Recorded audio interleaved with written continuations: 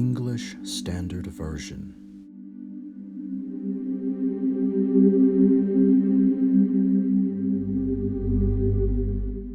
When Mordecai learned all that had been done, Mordecai tore his clothes and put on sackcloth and ashes, and went out into the midst of the city, and he cried out with a loud and bitter cry.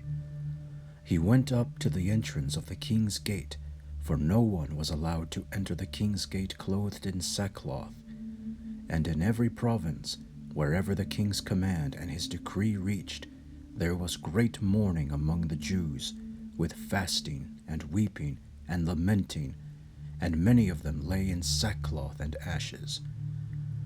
When Esther's young women and her eunuchs came and told her, the queen was deeply distressed. She sent garments to clothe Mordecai, so that he might take off his sackcloth, but he would not accept them. Then Esther called for Hathach, one of the king's eunuchs, who had been appointed to attend her, and ordered him to go to Mordecai to learn what this was and why it was. Hathach went out to Mordecai in the open square of the city in front of the king's gate. And Mordecai told him all that had happened to him, and the exact sum of money that Haman had promised to pay into the king's treasuries for the destruction of the Jews. Mordecai also gave him a copy of the written decree issued in Susa for their destruction, that he might show it to Esther, and explain it to her, and command her to go to the king, to beg his favor, and plead with him on behalf of her people.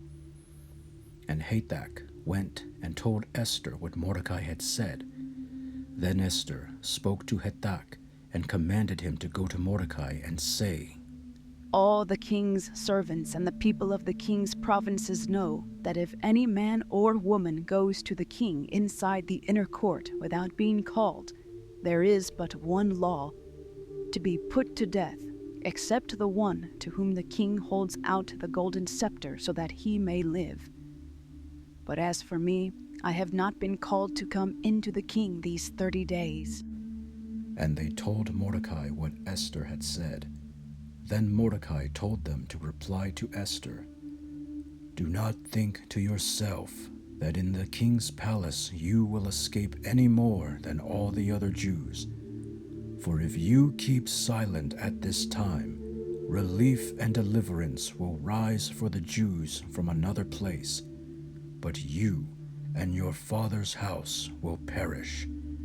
And who knows whether you have not come to the kingdom for such a time as this?" Then Esther told them to reply to Mordecai, Go, gather all the Jews to be found in Susa, and hold a fast on my behalf, and do not eat or drink for 3 days, night or day. I and my young women will also fast as you do. Then I will go to the king, though it is against the law, and if I perish, I perish." Mordecai then went away and did everything as Esther had ordered him.